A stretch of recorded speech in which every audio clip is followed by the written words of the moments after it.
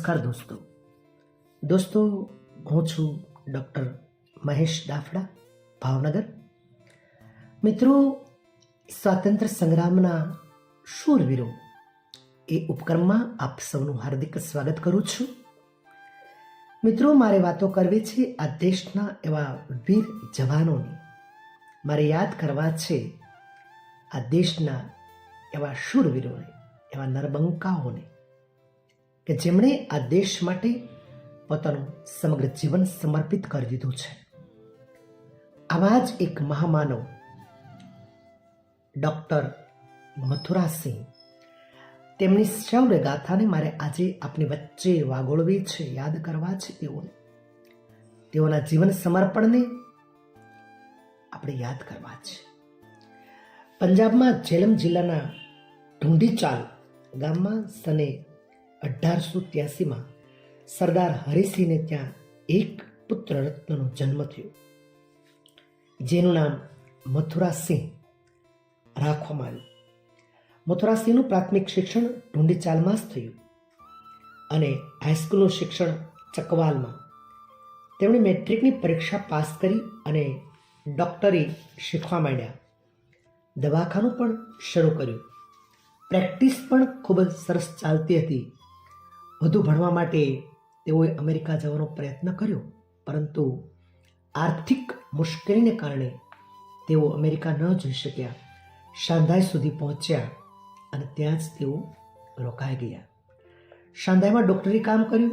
ત્યાંથી કેનેડા ગયા. કેનેડામાં તેઓ આઝાદી ચળવળ કરનારી ગદ્દર પાર્ટી સાથે જોડાયા. તેમની પ્રવૃત્તિ સરકારની નજરે ચડી ગઈ હતી. બ્રિટિશ સરકાર એટલી સાવચેત હતી કે વિશ્વભરમાં તેના ગુપ્તચરો રહેતા હતા અને વિરોધીઓ પર બાજ નજર રાખતા હતા.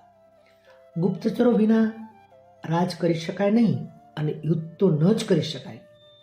ડૉક્ટર મથુરાસિંહ જેવા કલકત્તા પહોંચ્યા કે તરત તેઓને પકડી લેવાયા અને ફરી પાછા તેઓને પંજાબ મોકલી દેવામાં આવ્યા.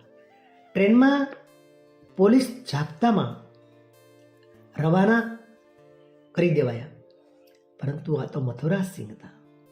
તેઓ પોલીસના સકંજામાંથી છટકી ગયા.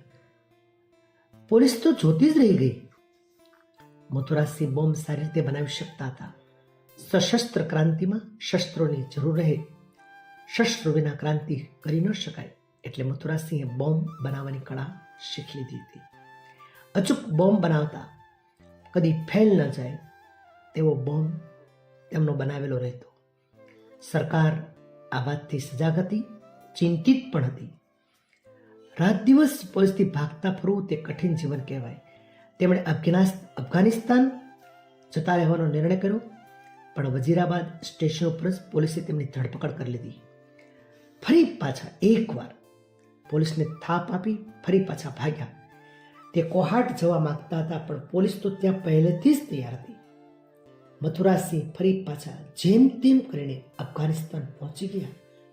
ત્યાં એક મેડિકલ ઓફિસર તરીકે કામગીરી શરૂ કરી. ત્યારે ક્રાંતિકારીઓએ અફઘાનિસ્તાનમાં ભારતની સમાંતર સરકાર બનાવી દીધી હતી. બરકતુલ્લાહ પ્રધાનમંત્રી બન્યા. રાજા મહેન્દ્ર પ્રતાપસિંહ નવી સરકારના પ્રમુખ બન્યા હતા.